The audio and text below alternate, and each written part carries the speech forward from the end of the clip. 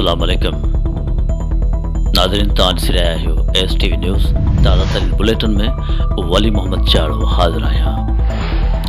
नाज़रीन, निंदो शहर खां मुर्तज़ा बशीर की रिपोर्ट मूजिब 6 महीना अॻु तलार के वार्ड 3 जे रहवासन नींगरी कंवल मलाह गुम थियण बैदि कराची जे हिक निजी जगह में फरार थी तलार में पंहिंजे घर पहुची वई, जितां हू पंहिंजे वालिद अशर मलाह, राबिया मलाह ऐं समाज अॻवान इम्तियाज़ अबड़ो सां निंदो प्रेस क्लब पहुची प्रेस कॉन्फ्रेंस कंदे चयो त मूंखे 6 महीना अॻु साइमा ख्वाजा कराची घर जे कमकार लाइ वठी वई, जिथे 2 महीना बैदि मूंखे 5 लख रुपयनि में विकिरो करे छॾियो, जंहिं बैदि मूंखे हिक जगह में बंदि करे छॾियो, जिथे रोज़ 2 नकाबपोश नौजवान नशे जी हालत में मूंसां जिनसी ॾाढाई कंदा हुआ।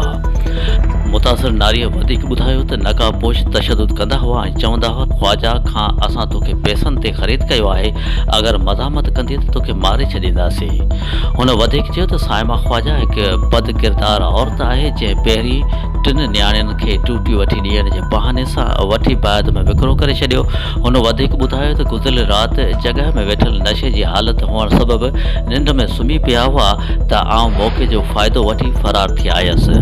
हुन ॿुधायो त जंहिं इलाइक़े मां निकितसि त राति जे टाइम उहो मज़कूरा इलाइक़े जो चौकीदार मूंखे 2000 रुपया किराए जा ॾिना। आउं घर पहुतसि। हुननि आला इख्तियारनि खां मुतालबो कंदे घुर कई आहे त मुलवस औरत साइमा ख्वाजा समेत ॿियनि जवाबदारनि ते केस दाख़िल करे मूंसां इंसाफ़ कयो वञे।